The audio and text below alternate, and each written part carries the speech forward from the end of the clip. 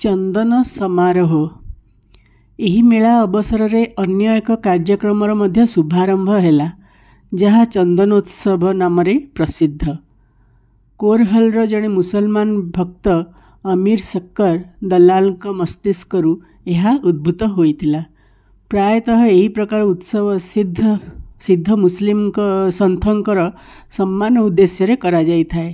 ବହୁ ପରିମାଣରେ ଚନ୍ଦନ ଘୋରି ଏକ ଥାଳିରେ ରଖାଯାଏ ଏବଂ ଧୂପ ଜଳାଯାଏ। ମସଜିଦ ପର୍ଯ୍ୟନ୍ତ ଏହାକୁ ନେବା ପରେ ଶୋଭାଯାତ୍ରା ସମ୍ପନ୍ନ ହୁଏ। ଶେଷରେ ଥାଳିରେ ଥିବା ଚନ୍ଦନ ଏବଂ ଧୂପ ମସଜିଦର ପ୍ରାଚୀରରେ ଲଗାଯାଏ।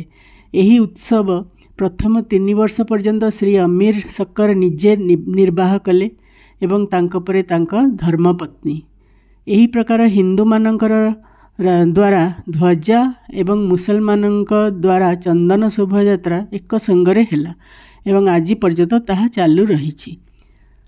ପରିଚାଳନା।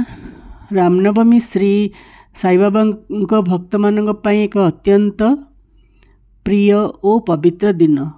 ବାବାଙ୍କ କାର୍ଯ୍ୟ କରିବା ପାଇଁ ବହୁ ସ୍ୱେଚ୍ଛାସେବକ ମନକୁ ମନ ପ୍ରସ୍ତୁତ ହୋଇଯାଉଥିଲେ ଏବଂ ମେଳାର ଆୟୋଜନରେ ସକ୍ରିୟ ଅଂଶଗ୍ରହଣ କରୁଥିଲେ।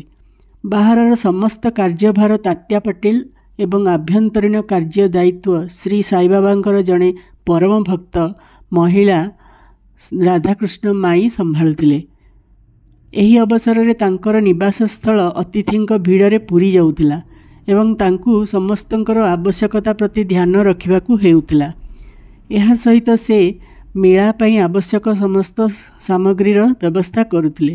ଦ୍ୱିତୀୟ କାର୍ଯ୍ୟ ଯାହା ସେ ନିଜେ ଖୁସିରେ କରୁଥିଲେ ତାହା ହେଲା ମସଜିଦ ସଫା କରିବା, ଚୂନ ଲିପିବା ଇତ୍ୟାଦି। ମସଜିଦର କାନ୍ଥ ଏବଂ କବାଟ ଗୁଡ଼ିକ ଅନବରତ ଧୂନି ଜଳିବା କାରଣରୁ କଳା ପଡ଼ିଯାଉଥିଲା। ଯେତେବେଳେ ବାବା ରାତିରେ ଚଉହାଡ଼ିକୁ ବିଶ୍ରାମ କରିବା ପାଇଁ ଯାଉଥିଲେ, ସେତେବେଳେ ସେ ଏହି କାର୍ଯ୍ୟ କରୁଥିଲେ। ଧୂନି ସହିତ ସମସ୍ତ ଜିନିଷପତ୍ର ବାହାରକୁ କଢ଼ାଯାଉଥିଲା ଏବଂ ସଫାସୁତୁରା ତଥା ଲିପା ପୋଛା ହେବା ପରେ ପୁଣି ଯଥାସ୍ଥାନରେ ରଖାଯାଉଥିଲା। ବାବାଙ୍କର ଅତ୍ୟନ୍ତ ପ୍ରିୟ କାର୍ଯ୍ୟ ଗରିବଙ୍କୁ ଭୋଜନ କରାଇବା ମଧ୍ୟ ଏହି କାର୍ଯ୍ୟକ୍ରମର ଏକ ଅଂଶବିଶେଷ ଥିଲା। ଏହି କାର୍ଯ୍ୟ ନିମନ୍ତେ ବିରାଟ ଭୋଜିର ଆୟୋଜନ କରାଯାଉଥିଲା ଏବଂ ବହୁ ପ୍ରକାର ମିଷ୍ଟାନ୍ନ ତିଆରି କରାଯାଉଥିଲା। ଏହିସବୁ କାର୍ଯ୍ୟ ରାଧାକୃଷ୍ଣ ମାଇଙ୍କ ନିବାସ ସ୍ଥଳରେ ହେଉଥିଲା। ବହୁ ଧନାଢ଼୍ୟ ଏବଂ ଶ୍ରୀମନ୍ତ ଭକ୍ତ ଏହି କାର୍ଯ୍ୟ ପାଇଁ ଆର୍ଥିକ ସହାୟତା ପ୍ରଦାନ କରୁଥିଲେ।